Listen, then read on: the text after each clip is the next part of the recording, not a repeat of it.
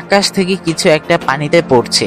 প্রথমবার তারা ভেবেছিল এটা কোনো মিটেরয়েড হতে পারে, কিন্তু কিছুক্ষণ পর সে বুঝতে পারে যে সেগুলো আসলে স্যাটেলাইট ছিল। আর তখনই একটি স্যাটেলাইটের অবশিষ্ট অংশ তাদের দিকে আসতে থাকে।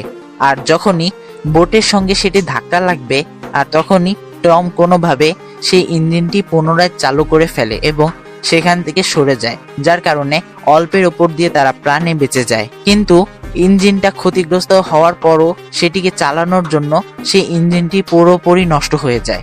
আর হঠাৎ করে সমুদ্রে বড় বড় ঢেউ বইতে থাকে, যার ফলে তাদের অবস্থা খুবই খারাপ হয়ে যায় এবং তারা সবাই জ্ঞান হারায়। পরের দিন যখন তাদের সবার জ্ঞান ফেরে, তখন তারা দেখতে পায় তাদের চারপাশে সমুদ্র হঠাৎ করে উধাও হয়ে গেছে।